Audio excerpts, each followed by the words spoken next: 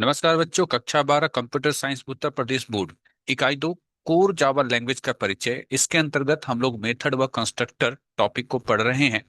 और मेथड व कंस्ट्रक्टर के अंतर्गत इस वीडियो में हम लोग जानेंगे कंस्ट्रक्टर ओवरलोडिंग क्या होता है और कंस्ट्रक्टर और एक सामान्य मेथड में क्या अंतर होता है। आइए जानते हैं कंस्ट्रक्टर ओवरलोडिंग क्या होता है। जिस प्रकार एक सामान्य मेथड ओवरलोड किए जाते हैं, उसी प्रकार कंस्ट्रक्टर मेथड भी ओवरलोड किए जा सकते हैं। हमने मेथड ओवरलोडिंग 3 या 4 लेक्चर पहले हमने पढ़ा है, तो मेथड ओवरलोडिंग आप लोग जानते ही होंगे। तो वही कहा जा रहा है कि जिस प्रकार से एक साधारण मेथड को हम लोग ओवरलोड कर सकते हैं, उसी प्रकार से कंस्ट्रक्टर मेथड को भी ओवरलोड किया जा सकता है। कंस्ट्रक्टर ओवरलोडिंग का नियम यहाँ वही होता है जो हम मेथड ओवरलोडिंग में करते हैं। ठीक है, आपने मेथड ओवरलोडिंग में जो नियम पढ़ा था, वही नियम हमारा कंस्ट्रक्टर ओवरलोडिंग में भी लागू होगा। जैसे कि आपने क्या नियम पढ़ा था?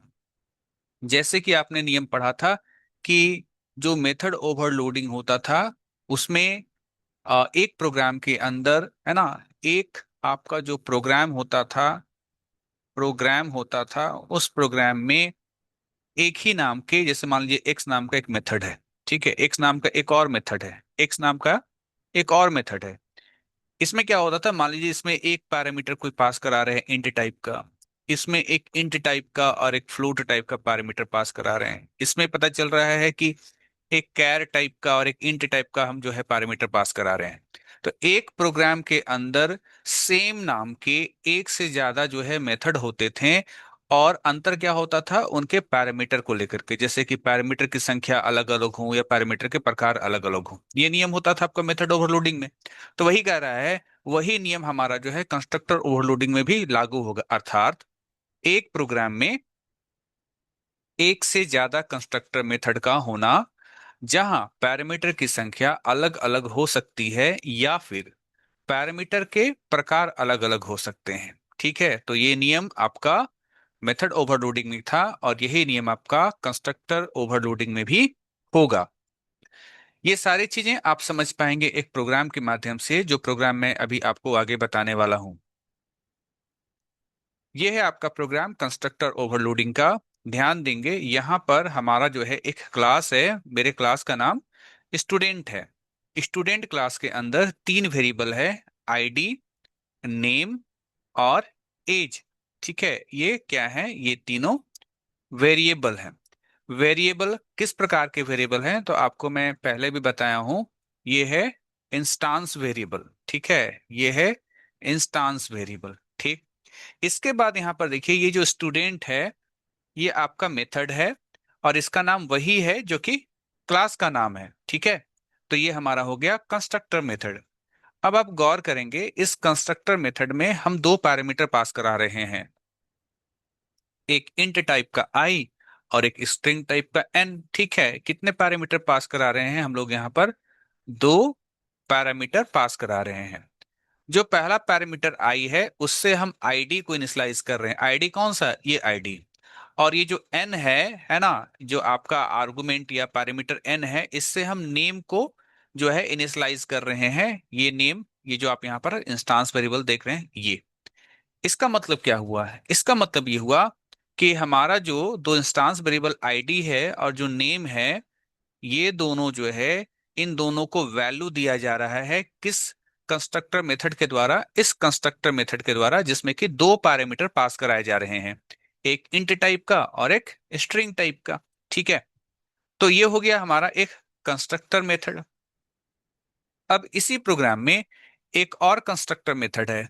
ठीक है, कंस्ट्रक्टर मेथड है तो नाम तो उसका वही होगा जो कि क्लास का नाम होगा। अब आप यहाँ गौर करेंगे कि यहाँ पर जो है कितने पैरामीटर पास कराए जा रहे हैं। ठीक है, पैरामीटर की संख्या कितनी है? 3 है।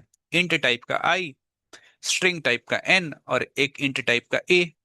ये जो पहला आपका आर्गुमेंट आई है, इससे आईडी इनिशियलाइज किया जा रहा है। देखिए, जब मैं कहता हूं इनिशियलाइज करना, इसका मतलब वैल्यू देना, तो आई का जो वैल्यू है ये आईडी को दिया जा रहा है।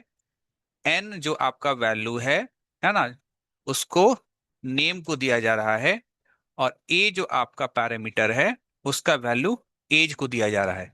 तो इस प्रकार से इस कंस्ट्रक्टर मेथड के द्वारा मेरा तीनों जो इंस्टांस वेरिएबल है वो इनिशियलाइज हो जा रहा है। तो गौर करेंगे, ये आपका जो है 3 पैरामीटर वाला है। ठीक है, ये 3 पैरामीटर वाला कंस्ट्रक्टर मेथड है, जबकि इससे पहले जो था ये आपका जो है 2 पैरामीटर वाला जो है आपका कंस्ट्रक्टर मेथड था। तो आपने क्या देखा दोनों कंस्ट्रक्टर मेथड में कि पैरामीटर की संख्या अलग अलग है, इसमें 2 है और अगले वाले में 3 है। इसके बाद यहां पर देखिए आगे क्या लिखा हुआ है, वॉइड डिस्प्ले। डिस्प्ले एक नॉर्मल सा मेथड है। इसका काम क्या होगा, system dot out dot println, ID का वैल्यू प्रिंट करो, कॉमा प्रिंट करो, नेम का वैल्यू प्रिंट करो, कॉमा प्रिंट करो और एज का वैल्यू प्रिंट करो।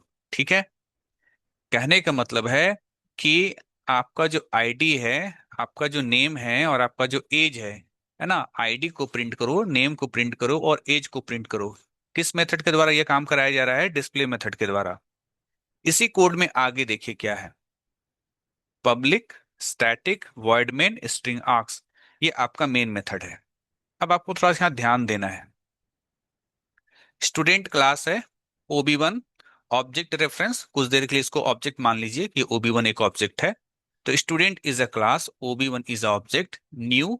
फिर अगेन यहाँ पर जो स्टूडेंट है ये आपका कंस्ट्रक्टर मेथड है और हम इसमें 2 पैरामीटर पास करा रहे हैं। गौर करेंगे 2 पैरामीटर, 125 जो कि इंट टाइप का है और अजीत जो कि स्ट्रिंग टाइप का है। ठीक है, तो अब आप जानते हैं कि जब भी कोई ऑब्जेक्ट बनता है तो कंस्ट्रक्टर मेथड कॉल होता है, लेकिन आपके प्रोग्राम में 2 कंस्ट्रक्टर मेथड है, एक 2 पैरामीटर वाला और एक 3 पैरामीटर वाला।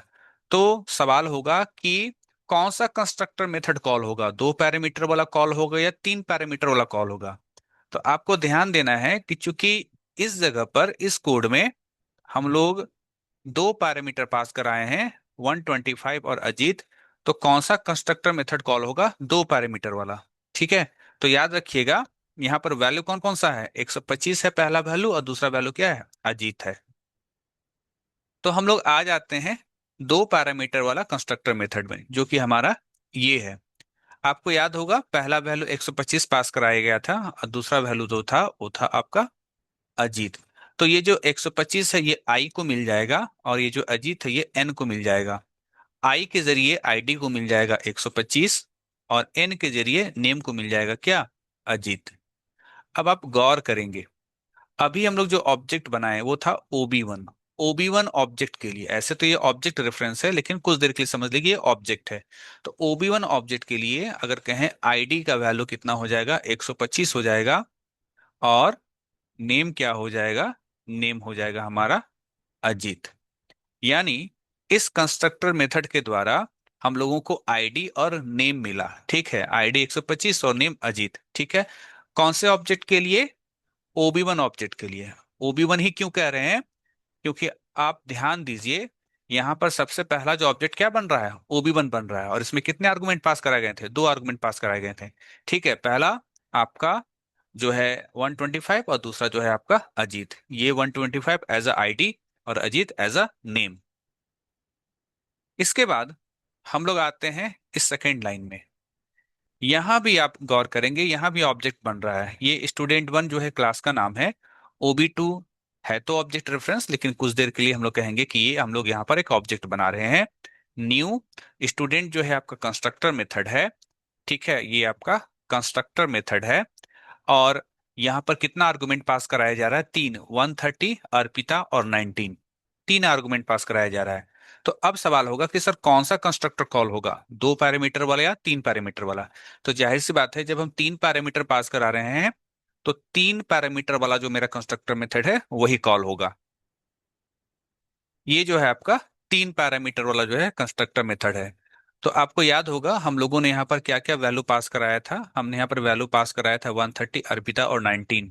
तो क्या होगा, 130 जो है ये आई को मिलेगा, एन को मिलेगा अर्पिता, ठीक है, और ए को मिलेगा, क्या वैल्यू था हम लोग का, 19 था। ठीक है, ये मिलेगा हम लोग को 19। और इस प्रकार से आई का वैल्यू आईडी यानी 130 मिल जाएगा आईडी, एन अर्पिता जो कि मिल जाएगा नेम को, और ए जो कि 19 है, ये मिल जाएगा एज को। तो अभी कौन सा ऑब्जेक्ट बन रहा है, OB2 नाम का। तो OB2 ऑब्जेक्ट के लिए आईडी का वैल्यू हो गया 130, और नेम हो गया अर्पिता, और एज हो गया आपका 19। आप थोड़ा सा पिछला कोड को देख लीजिए। जब हम लोगों ने दो आर्गुमेंट वाले कंस्ट्रक्टर मेथड को कॉल किया था, तो यहां पर केवल आईडी और नेम इनिशियलाइज हुआ था, एज इनिशियलाइज नहीं हुआ था। तो ऐसी स्थिति में अगर कोई पूछे सर एज क्या है, तो चूंकि एज को कोई वैल्यू दिया नहीं गया है, तो बाय डिफॉल्ट एज का वैल्यू क्या हो जाएगा, 0 हो जाएगा। क्योंकि इंस्टांस इंस्टांस जो आपका वेरिएबल होता है, उसका डिफॉल्ट वैल्यू क्या होता है किसी इंटीजर वेरिएबल का, वो 0 होता है। तो डिफॉल्ट मान क्या होता है ये हम बहुत पहले पढ़ चुके हैं। तो जिनको याद नहीं है वो शुरू से पूरे लेक्चर को रिवाइज कीजिए, ठीक है। रिवाइज बार बार करने की आवश्यकता है, क्योंकि पिछला जो चीज हम लोगों ने पढ़ा है वही आगे इस्तेमाल होता है। तो हमने देखा OB1 ऑब्जेक्ट बना, इनिशियलाइज हो गया, OB2 ऑब्जेक्ट बना, इनिशियलाइज हो गया। अब आते हैं हम लोग यहाँ पर मेन मेथड में।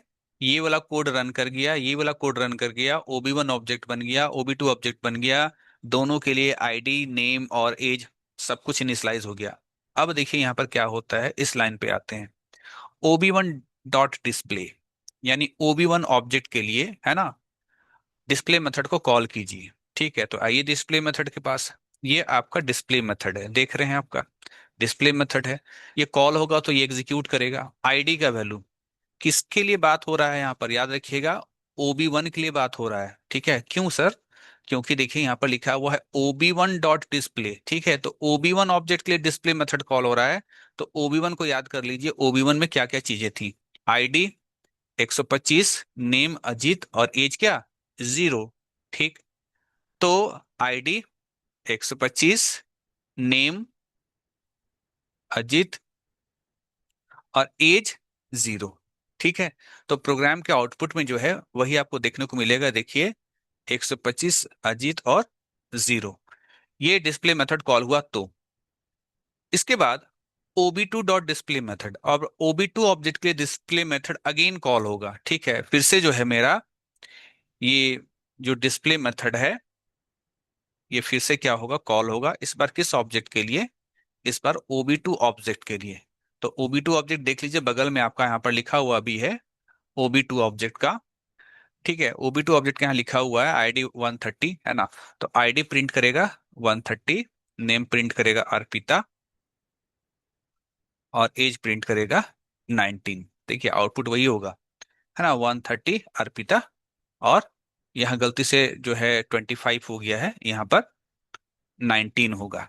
ठीक, तो इस प्रकार से आपने इस प्रोग्राम में क्या देखा, आपने इस प्रोग्राम में देखा कि दो कंस्ट्रक्टर मेथड थे। ठीक है, फिर से दिखा देता हूं आपको, यहाँ पर इस प्रोग्राम में दो कंस्ट्रक्टर मेथड थे। ये आपका पहला वाला कंस्ट्रक्टर मेथड था, पैरामीटराइज्ड ही है, लेकिन इसमें दो पैरामीटर पास कराया गया है। और जो मेरा दूसरा जो मेरा कंस्ट्रक्टर मेथड था, ये मेरा सेकंड वाला था, जिसमें तीन पैरामीटर को पास कराया गया था। ठीक, उसके बाद एक डिस्प्ले नाम का नॉर्मल सा मेथड था, जो कि सभी का वैल्यू को प्रिंट करने का काम कर रहा था। इसके बाद आपने ये देखा था कि हम दो ऑब्जेक्ट बनाए थे, पहले यहाँ फिर सेकंड यहाँ। जब हम पहला ऑब्जेक्ट बना रहे थे, तो हमने कंस्ट्रक्टर मेथड को कॉल, यहाँ पर कंस्ट्रक्टर मेथड कॉल होगा, दो वैल्यू को पास कराया गया था। तो दो वैल्यू पास कराने से दो वैल्यू वाला जो आपका दो पैरामीटर वाला जो कंस्ट्रक्टर मेथड था वो कॉल हुआ।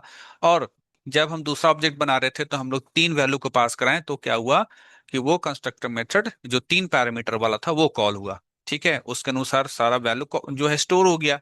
OB1 के लिए आईडी, नेम और एज, और OB2 के लिए भी आईडी, नेम और एज। फिर हम लोगों ने दोनों ऑब्जेक्ट के लिए हम लोगों ने डिस्प्ले मेथड को कॉल कराया, और उसके अकॉर्डिंग चीजें यहाँ पर प्रिंट हुई।